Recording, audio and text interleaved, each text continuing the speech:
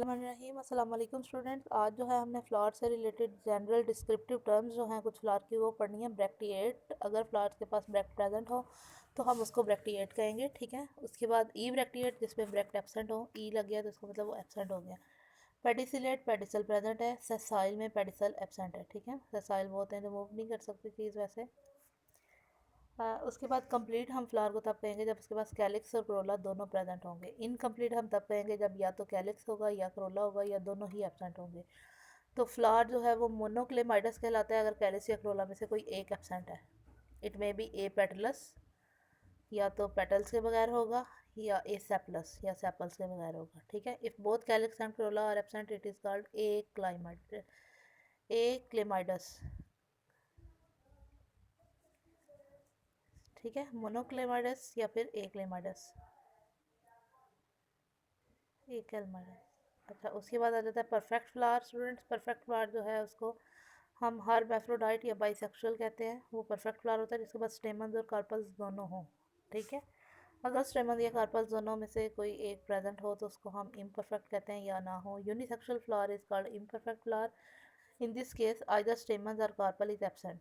If only stamen is present, flower is called staminate, ठीक है। ऐसा फ्लावर जिसके अंदर सिर्फ स्टेमन प्रेजेंट हो उसको स्टेमिनेट कहेंगे। अगर उसमें सिर्फ कार्पल प्रेजेंट हो तो उसको पिस्टिलेट कहेंगे। अब कुछ टर्म्स है नीचे। Monoecious, stamens and pistillate flowers occurs on the same plant. अगर स्टेमिनेट और पिस्टिल यानी एक फ्लावर एक ही पौधे के ऊपर जो डिफरेंट फूल लगे हैं उनमें से कोई एक स्टेमिनेट है, यानी किसी एक के ऊपर स्टेमन बने हुए हैं और किसी एक के ऊपर मतलब स्टेमिनेट और पिस्टिलेट फ्लावर जो हैं वो है एक पौधे के ऊपर ही, ठीक है। तो उसको हम कहेंगे मोनोएशियस। और डाइएशियस वो है अगर स्टेमिनेट और पिस्टिलेट फ्लावर जो है वो डिफरेंट डिफरेंट प्लांट्स के ऊपर लगे हों, ठीक है। स्टेमिनेट वाला एक अलग, यानी स्टेमिनेट वाला फ्लावर एक अलग पौधे पे लगा है और पिस्टिलेट वाला फ्लावर एक अलग पौधे पे लगा है तो उसको हम डाइएशियस प्लांट कहेंगे। जैसा कि डेट पाम खजूर का जो दरख्त है। और कैस्टर ऑयल का जो प्लांट है वो मोनोशियस है, उसमें स्टेमिनेट और पिस्टिलेट फ्लावर्स जो हैं वो एक ही प्लांट के ऊपर लगते हैं।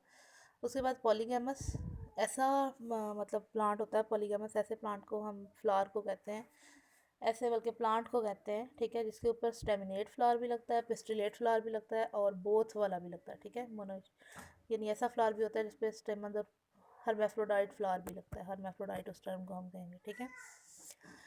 न्यूटर हम ऐसे को कह रहे हैं इफ़ बोथ स्टेमन और carpel are absent the plant is called neuter, यानी ऐसा प्लांट जिसके ऊपर हाँ हाँ जी स्टूडेंट, हम ये पढ़े थे। अब डिस्क्रिप्टिव टर्म्स हमने पढ़ ली हुई हैं। अब हम थैलेमस के बारे में पढ़ेंगे। थैलेमस जो है वो टर्मिनल स्वोलन पार्ट है फ्लावर का, जिसके ऊपर सेपल्स, पेटल्स, स्टेमन्स और कार्पल्स लगते हैं, वो थैलेमस कहलाता है। थैलेमस जो है वो वेरी शॉर्ट होता है कुछ फ्लावर में, लेकिन कुछ में ये बहुत लॉन्ग होता है, ठीक है। इसमें नोड्स और इंटरनोड्स प्रेजेंट होते हैं। थैलेमस के नोड्स और इंटरनोड, स्टेम के नोड्स और इंटरनोड से बहुत शॉर्ट होते हैं लेकिन फिर भी होते हैं इसमें, ठीक है। इंटरनोड जो कि कैलिक्स और करोला के दरम्यान में प्रेजेंट है उनको कहते हैं एंथ्रोपोर। और वो इंटरनोड जो कि करोला और एंड्रोशियम के दरम्यान में प्रेजेंट है उसको कहते हैं एंड्रोपोर। और इंटरनोड जो कि एंड्रोशियम और गाइनेशियम के दरम्यान में प्रेजेंट है उनको कहते हैं गाइनोकोर। ये आपने स्टूडेंट नाम याद रखना है। एंथ्रोपोर जो कि कैलिक्स और करोला के दरम्यान में इंटरनोड होगा, और जो करोला और एंड्रोशियम के दरम्यान में होगा उसको कहेंगे एंड्रोपोर और गाइनोपोर। उसके बाद है इंसर्शन। फ्लोरल लीव्स की थैलमस के ऊपर किस तरह से फ्लोरल लीव्स थैलमस के ऊपर अरेंज होते हैं, अरेंजमेंट जो है उसको इंसर्शन कहते हैं। हाइपोकाइनस होगा flower. In this case thalamus is convex और conical. Gynoecium develops on the top of the thalamus, ठीक है। इसमें गाइनेशियम जो है वो थैलमस के टॉप पे लगा होता है, कॉनिकल शेप का होता है, और टॉप पे जो है वो गाइनेशियम आ रहा होता है। तो चूँकि गाइनेशियम टॉप पे होता है और बाकी अदर पार्ट जो है वो गाइनेशियम के नीचे से निकल रहे होते हैं, कार्पल्स, पेटल्स, ठीक है, स्टेमन्स जो हैं। तो इस वजह, सॉरी कार्पल्स नहीं, स्टेमन्स, पेटल्स और सेपल्स वगैरह। तो इस वजह से हम गाइनेशियम को कहेंगे सुपीरियर। अब पेरीगाइनस जो केस है इसमें थैलेमस फ्लैटेंड या फिर डिस्क लाइक है, और इसमें भी जो है गाइनेशियम प्रेजेंट होता है। हाँ, इसमें गाइनेशियम जो है वो सेंटर में प्रेजेंट होगा डिस्क के, और साइड्स पे बाकी फ्लोरल पार्ट्स निकल रहे होंगे। इसमें भी जो है वो हम इसको गाइनेशियम को सुपीरियर कहेंगे, इसकी ओवरी सुपीरियर होगी। और एपिगाइनस वाली जो कंडीशन है उसमें जो है थैलेमस वो grows upward and surrounds the ovary. Thalamus जो है उसने ओवरी को सराउंड कर लिया हुआ है। ये फिगर में डी वाली फिगर में एपिगाइनस वाला शो हो रहा है। तो ओवरी को सराउंड कर लिया और बाकी फ्लोरल पार्ट्स जो है वो ओवरी से ऊंचाई से निकल रहे हैं, तो इस वाले कंडीशन में हम लोग कहेंगे गायनेशियम को कि ये इन्फीरियर है और दूसरे फ्लोरल पार्ट्स जो हैं वो सुपीरियर है। ठीक है। नेक्टरीज जो हैं ये क्या है, फ्लैशी और glandular outgrowths borne on the flower called nectaries. Nectaries secrete sweet fluid called nectar. कुछ प्लांट्स के जो फ्लावर हैं वो रिलीज़ करते हैं स्वीट सा फ्लूइड सा लिक्विड सा रिलीज़ करते हैं और उसको हम कहते हैं नेक्टर, जैसा कि सिट्रस। अब फ्लोरल पार्ट्स के बारे में हम स्टूडेंट देखेंगे। कैलिक्स जो है, कैलिक्स के बारे में सबसे पहले पढ़ते हैं। Calyx is the outermost whorl of the flower. It consist of sepals. Calyx sepals का वर्ल होता है, सारी सेपल्स मिलके एक घेरा बनाती हैं जिसको हम कैलिक्स कहते हैं। कैलिक्स जो है उसकी डिस्क्रिप्टिव टर्म्स ये नीचे वाली हो सकती हैं, या तो कार्डुकस उसको कहेंगे अगर सेपल्स बनते ही पौधे से गिर जाएं, फ्लावर ओपन होता है और सेपल्स गिर जाती हैं तो उसको कहेंगे कार्डुकस। डेसिडुअस ऐसी सेपल्स हैं जो कि फॉल व्हेन फ्लावर विदर्स, जब फ्लावर मुरझा जाता है तब सेपल्स गिरती हैं, ठीक है ना, तो इसको डेसिडुअस कहेंगे। परसिस्टेंट ऐसी सेपल्स होती हैं जो कि रिमेन रहती हैं जब तक फ्रूट बन जाता है, फ्रूट के बनने तक वो सेपल्स रहती हैं, तो उनको हम परसिस्टेंट कहेंगे सेपल्स को, उस या उस कैलिक्स को। ठीक है। एग्जाम्पल सारे की दी हुई हैं, साथ साथ आपने उसको याद करते जाना है। पेटलाइड अगर सेपल्स जो है वो कलर्ड हों, यानी ग्रीन के अलावा अगर सेपल्स का कोई और कलर हो जाए।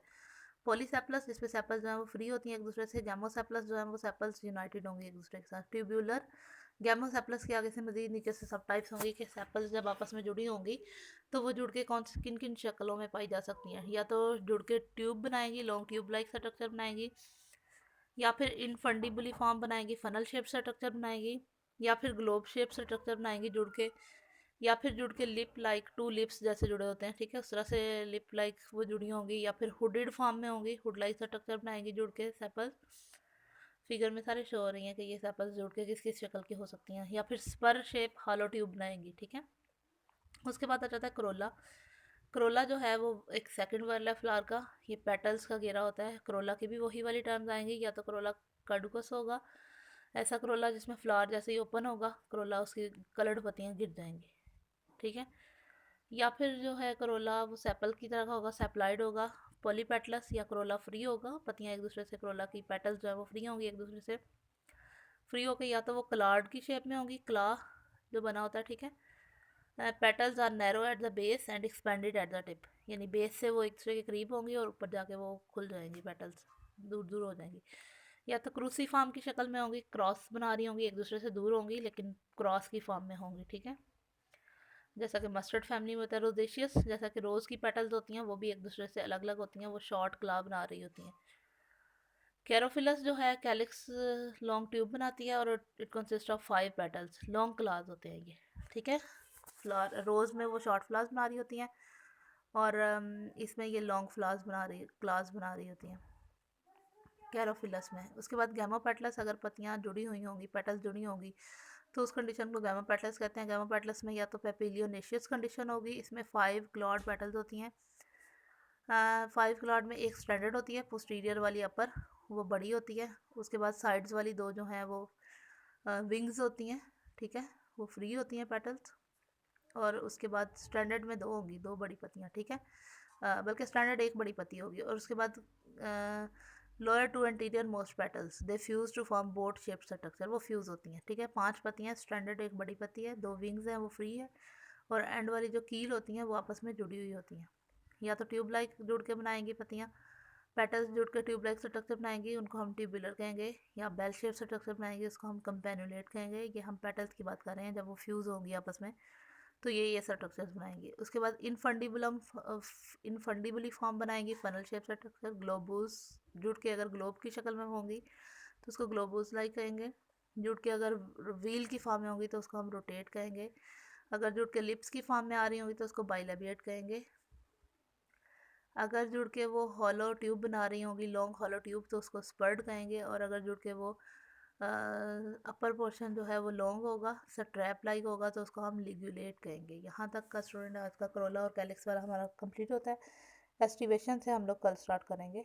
आज का लेक्चर यहीं ख़त्म करते हैं। Thank you.